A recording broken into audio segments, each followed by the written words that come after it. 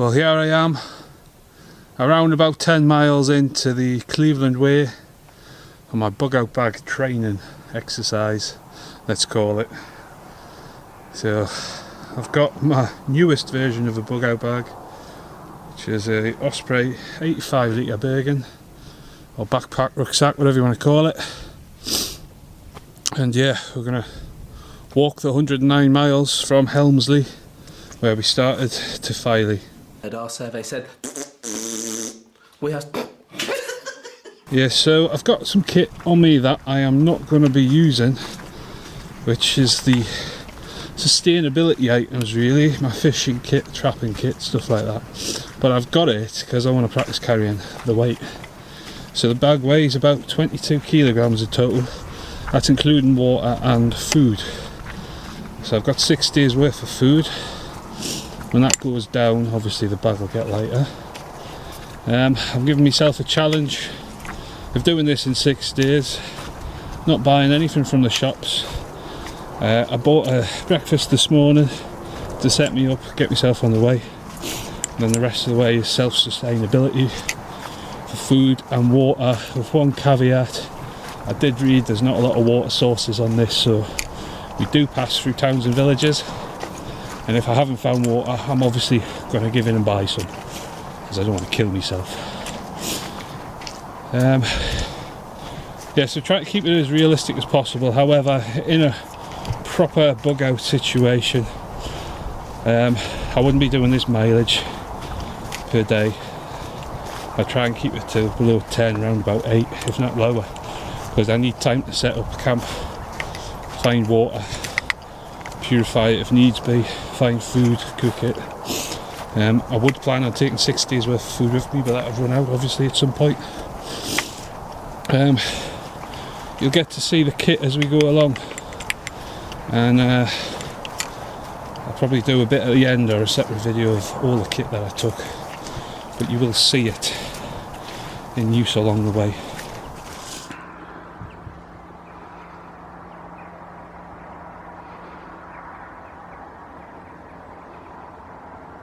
Right guys, so head torch is on, means the light's fading. And red lights, that's Billsdale Mast, that's where we were in my last video. So it's 4:45. I've still got, I don't know, 2-3 miles, maybe a little bit more. I'm going to stop at a place just outside of Osmotherley, so it should be about 18 mile point, something like that. 17-18 mile point, 2 or 3 miles out from Osmotherley. I know there's water there, so that's why I'm going to stop.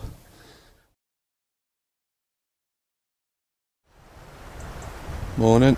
So we're just outside Osmotherley, pushed all the way there, so we're 22 miles, and that's what I slept in last night. Obviously I have took a peg out, wasn't like that all night. Track is just there. If I'm honest with you, it's about 22 miles I did yesterday. I was knackered, so I just got sat up, got something to eat, got some water on board, and then went to bed. I was in bed for 9 o'clock. So, start of day 2, I'm going to pack all that away now, and then we're going to push on.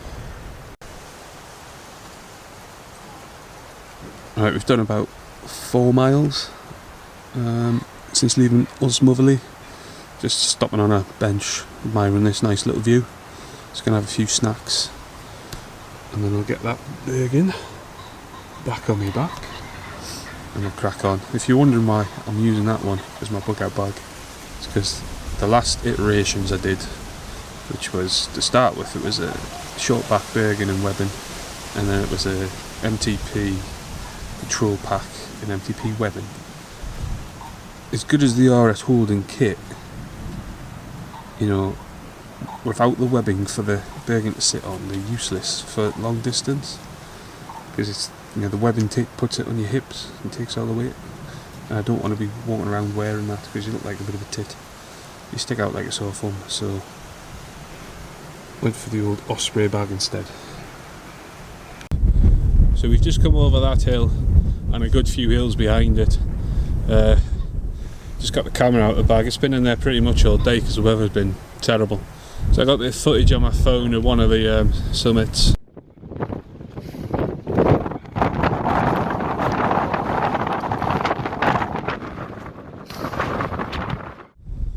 been about 3 or 4, and it's been tough going today.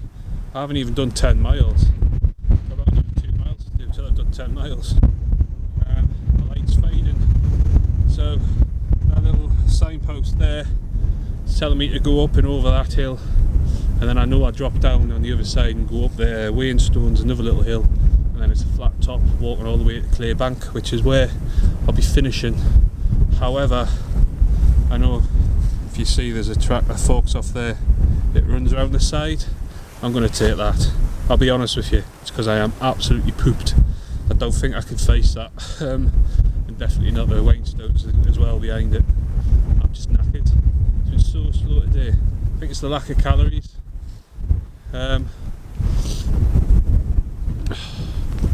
You know, I've been eating and that, but I don't know what it is. I'm just absolutely knackered. I think the weather's smashing you in the face, that takes it out of you as well. But anyway, I'm going to go around and not over. Well, that's a welcome sight. I've been rationing my water, so now I found the source. I've already drank everything just now that was left in the blue bottle. I'm just going to neck as much as I can out of the stainless steel one, and I'll get my water filter and fill them up.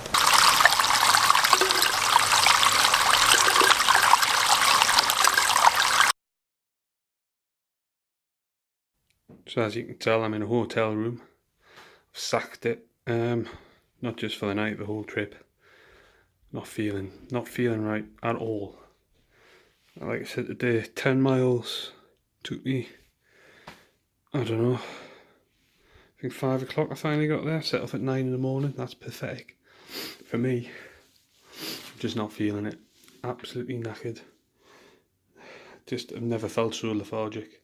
Anyway, I'll give you a rundown on that kit probably when I get back home, when I can be bothered. I'm absolutely knackered. I'm gonna get changed, see if I can get something to eat, and then just get to bed.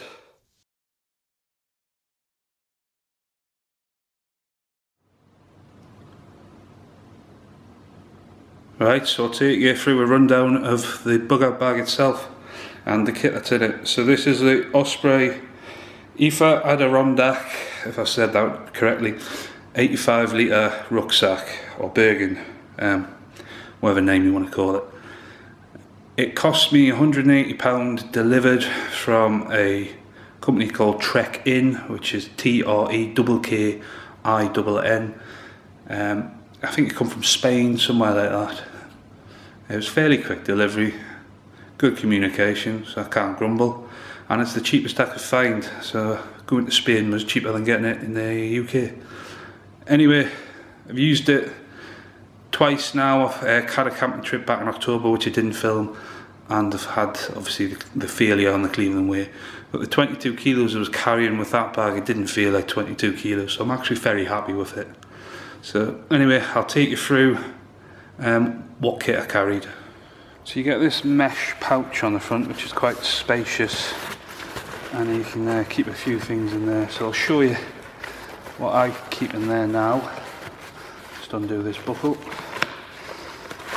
First thing we've got in is a DPM Bergen cover. I took out the one that come with this because I wanted, if needs be, to hide this in the trees or something. Then I can camouflage it. Obviously it keeps it waterproof as well. If I want to be seen, I can turn it inside out, and it's got a panel on it. High-vis panel.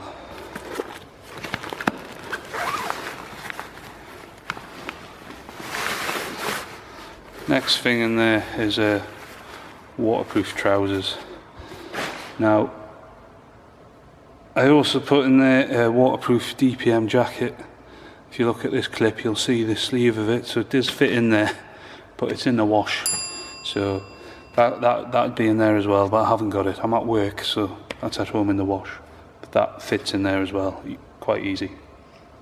So you get these mesh pockets on the sides, there's one on either side. Little compression strap there, and this side I have a little trowel to dig holes for number 2s and little fire pits, and then I've got a stainless steel water bottle. So on the other side, same again, mesh pocket, compression strap, and I've got the 1 litre Nalgene bottle.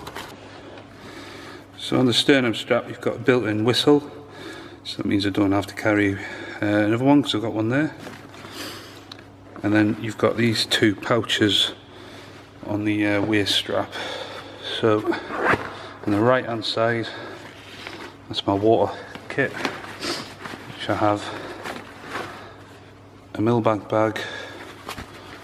This is a genuine issue one.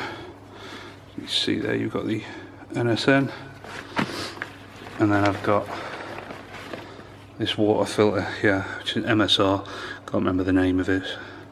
Basically you put that end in the water, so put that end in the water, take the cap off, pump it.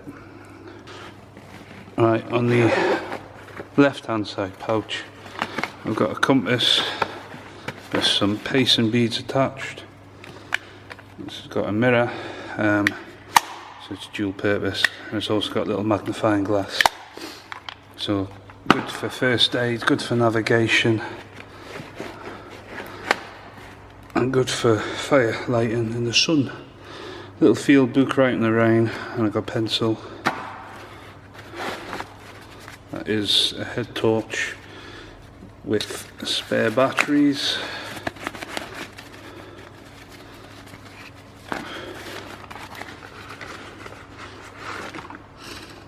And that's the head torch I've got. It's a Coleman, decent one. And then I've got some Bushnell binoculars. So the very top zip pocket doesn't have anything in it, but it gives you somewhere to stash a map or something like that. You're not going to get a lot of kit in because it's not the biggest. It's top one. I've got my first aid tin. It's my little B.O.B kit. That's my trauma kit with a head torch attached.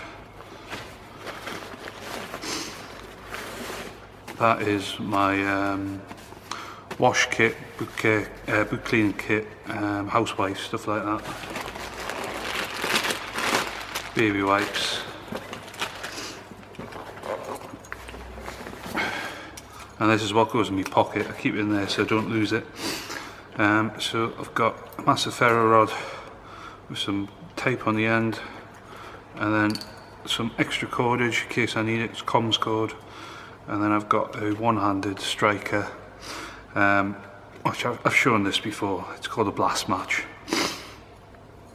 and that is attached to this quick release tab there, so when that's hooked onto my pocket I can get that away when I need it. When I'm finished, stick it back up and put it away in my pocket. So this is my immediate first aid kit, basically my boo-boo kit as most people call it. It's obviously in a little tin. So in here we have a strip of plaster or band-aid, depending on where you come from in the world. It's one big strip, so I can cut that down to size rather than have loads of little ones. So whatever size I need, I can just cut it down. We have 2 compeeds for any blisters that I might get, but I'm lucky I don't really suffer from them. So yeah, very lucky in that respect. A little strip of brufen. There's not a lot on there, ibuprofen, but again, I don't really take painkillers, so it's probably more than enough for me. Now this little tube of clotrimazole cream. It's an antifungal cream, so brilliant for athlete's foot, stuff like that. Crotch rot, anything like that. Now this is Oragel, so if you've got any toothaches, that is good for that. But what I've used this for in the past, and it's outstanding for, is earache, so it's dual purpose. What else we got in here? Got an Inodine dressing for burns, or mild burns this is, or again a cut that might look like it's going to get infected. Give it a good wash of soapy water or whatever you've got with you. and then put that on underneath your little dressing. I have got bigger dressings, but I'll show you that in the trauma kit. And then a tick remover. So that's the little first aid tin. Right, so in this dry bag's my trauma kit. It's in a dry bag because I don't want it to get wet. And I've got a little torch, cheap one from Decathlon, I think it's like £7, attached to the bag. So if I do need this at night, I've got illumination straight away. Like I said, that is a secondary head torch. And then the trauma kit itself, take that away, and it's in its own little pouch. Just scribbled a cross on it, so again, you know what it is. Now, if I had a red bag, I'd have put it in, but I don't. But I have marked that up as well. So when that's in my pouch, you can see that bit. In the brain of the bag, you can see that bit. So the trauma kit itself, there you go, it just folds up. I've got an Israeli dressing or emergency care bandage, whatever you want to call it, first field dressing, whatever. Cat tourniquet, and then it's a needle decompression needle, a T-pack. That just lives there. We've got Celox gauze, Russell's chest seal, and a burn dressing for slightly more serious burns. But again, it's not an in-depth trauma kit. It's going to sort out the stuff that's life-threatening, but if you do have to use any of this, pretty much you're going to have to get to a hospital. So it'll sustain life, it'll save life. Sorry, it won't sustain life, it'll save life, but it won't sustain life on its own, depending on the injury, of course. Probably going to have to get them to further care, or yourself to further care, especially if there's a chance of infection setting in, anything like that. What I do with anything medical wise or anything serious that I need to get in, it seems like a stupid thing, but I always put the zips in the middle so I know where they are. So again, in the dark, if the head torch fails, I'm not fumbling about, I know they're in the middle at the top. So this one is my hygiene kit and housewife stuff like that, so maintenance kit, I guess you want to call it. I don't really care what you call it, but it's up to you. But yeah, hygiene and maintenance stuff. So got boot care kit. So now I've got a brush, spare laces, and a tin of polish. So this is my wash kit. There's not a lot in it. Toothbrush, 2 toothpastes, and a bar of soap.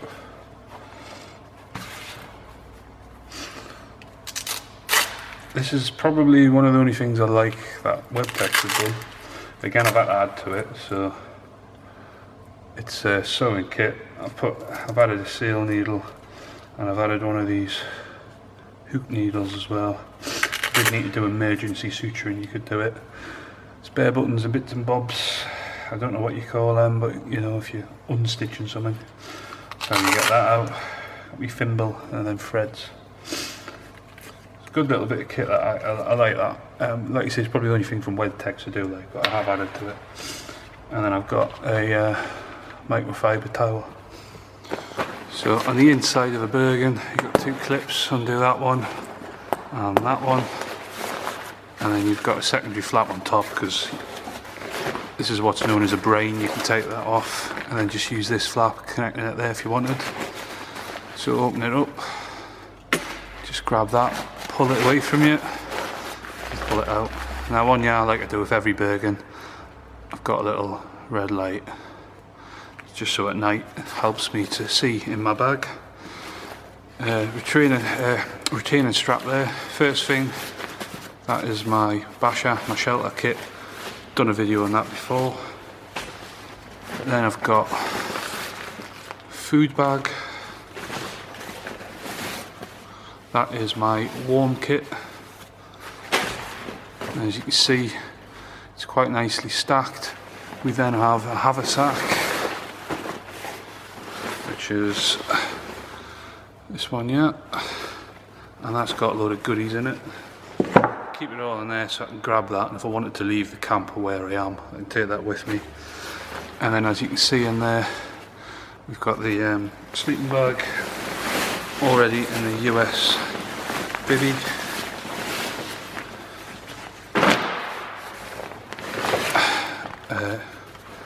German Army raw mat, little bit of insulation, but mainly to protect my sleeping bag, stuff like that. And right at the bottom, we've got the stuff sack for the Stuck Leaf 4, which is the sleeping bag I'm now using, but that is my clothing and socks and underwear, stuff like that. And then last thing in here is my collapsible saw. Alright, so this is the food bag. I will have to definitely enhance this. I have to do a bit more research. Obviously I've ate some of this because I was out for 2 days, but it was 6 days-ish worth. Nowhere near enough calories that you would like to be taking on from what I was doing, but I thought that could be the reality, because I'm not going to have this prepped in my bag all the time. Sometimes I'm just going to have to grab what I've got and go. So, I'll show you quickly what was in it. So, I had 4 of these in total. That's a pasta meal. It's got extra sauce and cup of soup in there as well. Like I said, there's 2 left. I had 4 in total. Ate 2. Snickers bars, I think I had 7 of them to start with. Granola bars, I think I had another 3 of them to start with. Big bag of trail mix, loads of energy in there. I nibbled on quite a bit of that. It was probably to about there. And stuff to supplement the meals that I had. Or these sausages, you chop them up, chuck them in. Snacks, little meat sticks, and some more cup of soups and mochas, because I do like chocolatey coffee. I had a few more snacks than that, but it's nearly a month ago since I did it, so I can't remember what else was in here. I did have a few more snacks, which I've obviously ate whilst I was out. So that's something that I definitely need a lot of work on, because there's not enough calories in it for 6 days, especially what I was aiming to do. But that's what I had. Alright, so this is my warm kit. It's all just stuffed in one bag. And on top, we've got a pair of rab mittens, Fjallraven hat, and a snood pullover, whatever you call them, inside of there. Sorry about the sniffles, guys. Just getting over a cold.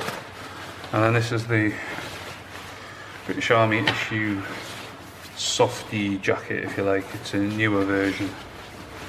It doesn't seem to have any tags on it, but this is issued. Really good, actually. I didn't think it'd be better than the old softy, but it's probably on par. So the haversacks, made by Helicontex, and it's a bushcraft satchel made out of Cordura. And this outside pouch, I've got a collapsible wood stove. It's one we have to slot together. The reason I went for that one rather than the bush box, which I did own, this is pure weight, and that's the only thing in that pouch. What I'll do is I'll empty the rest out rather than go through it one by one.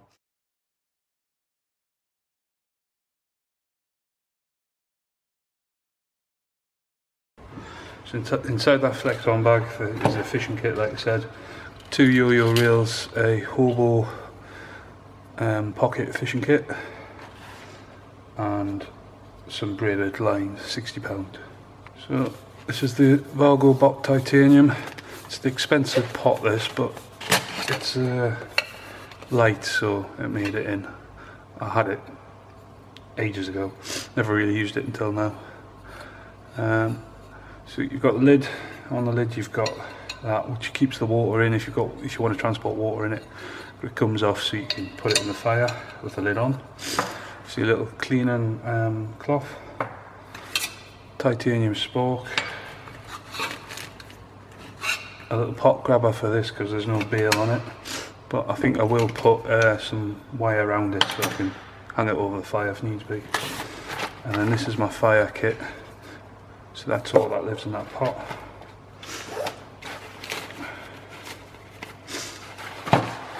So inside here I've got a BRS tiny little stove for the gas, so that's why I had gas. That's the stove that goes on it. Got a spare open-all knife.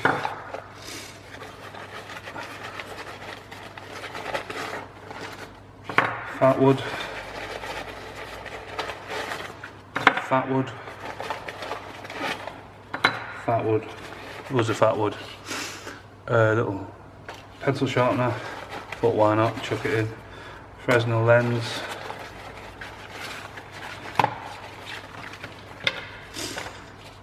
Some inner tube for wet fire lighting, and got some resin there. Then I've got my little char tin, and in there I've got a backup lighter, flint and steel, and some pre-made char cloth. Now what I would use that for in the future is I could char that, but I won't because that'll be useful. I'll keep that. I'll use punk wood. Again, I did have a video up on that, but I think I took it down. Anyway, punk wood's quite plentiful and easy enough to char, so when that runs out I'll use punk wood instead of char cloth. Right, so this was the sleep system I use. Just ignore this BASHA, it's just there to hide the floor. In reality it'd be straight on the floor. So it'd be the German Army folding mat first, that would be the bottom layer, slight insulation but mainly to protect the rest of this stuff. There's my insulating layer and a bit of comfort, which is my Firma SC light. Then you've got the US Army bivvy bag, which zips down to make it easier to get in. And then we've got my new sleeping bag, which is the Snug Pack Elite 4. It's a mummy shaped bag. I've got that because it's slightly more compact and a bit lighter than the US black bag that I had for this. So I'm using that instead. I've only used it once, but I had it was nice and warm in it. With it being mummy shaped, it kind of holds the heat better, or supposedly that's what it is. But like I say, the one night I did use it was alright. And what I like about this one is you got a little extension on, which I'm using, so that gives you a bit more room for your arms inside, so you don't feel like you are actually a mummy. You can roll about a bit. I do like that because I like to sleep on my side now and then. So far so good. Again, it's synthetic because I don't like down, because I like to just be able to pack this in my bag and leave it in my bugger bag knowing it's going to be fine. I don't have to, the down bags are just too high maintenance for me because I'm a bit lazy, so I'd rather just have that in there. Plus I know if this gets wet, it's going to be a better chance I can use it again. It's not going to be totally written off, whereas a down, yeah, you've got dramas if that gets wet. You've got dramas if this gets wet, but slightly easy to recover. In addition to this, next time I'm going to put my inflatable mat and inflatable pillow. I did get to sleep on this, but you do wake up because it's not the most comfortable. So the addition of that between this and the dust bag will help me get a better night's kip. And obviously the pillow, I was using my clothes bag, so the pillow would be better, a bit more comfort. Now the reason I didn't include them originally is because in a bug out situation, eventually they're going to break. They're going to puncture, so I thought, what's the point? But actually, extra bit of comfort. They don't weigh a hell of a lot. You probably are looking half a kilo if that extra weight. So I'll take that. Right, so inside the Snug Pack stuff sack was my clothes, and I've got two, I don't know what material they are, but quick drying wicking tops. A cheap pair of £11, I think they were, trousers from Decathlon. Quick drying, outdoorsy type trousers. Really lightweight as well. Not going to last a long time. They will rip after about month's wear or something. Solid wear, I mean, but better now. Shorts, not just in case the weather's good, but also it's the only thing I found that stops the chafing. So I'd wear a pair, and I've also got a spare pair. And then these are crag hoppers. Can't remember the actual name of this make, but what I like about it is it's quick drying, but it's stretchy, elasticated.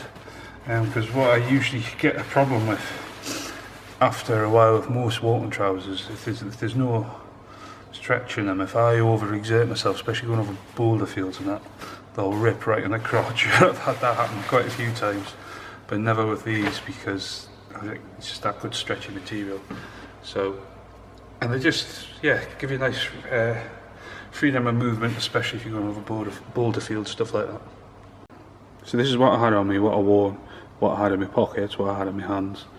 So I had a wicking t-shirt, I had a really thinly had smock, but it does help to keep the warmth in and a bit of the wind out. And actually when you walk in with a bag on your back, it's pretty much all you need. If it started raining, I'd put my waterproof on, but other than that, when I was walking, that's the only layers I needed. A pair of the crag hopper trousers, crag hopper walking poles. I have had more expensive ones in the past, but I keep breaking them, so I just went for that, and it's got the added bonus you can screw the tops off either of them and attach your camera to it. A real leather belt, so I could use that as a strap if I needed to. Obviously I showed you that before, but like I say, it's in the bag, but I take it out and put it in my pockets. These live in my pockets all the time. Chapstick and a Swiss Army knife. Now that is new, I've had it a couple of months, but it's very useful. I use it all the time. It's got scissors on it and, you know, toothpick, everything. And I use it probably at least once a week, so it comes in very handy. See, underwear, I'll have boxer shorts, tight fitting boxers, decent pair of walking socks, so add that to the 4 that I carry. I have 5 in total. Pair of shorts that I wear, like you say, they're anti-chafing. If I do get too hot, not this time of year, but if I do get too hot, then I can take them off. But, you know, I've already got them on. And my Yeti gaiter attack. So, they're my gaiters, brilliant.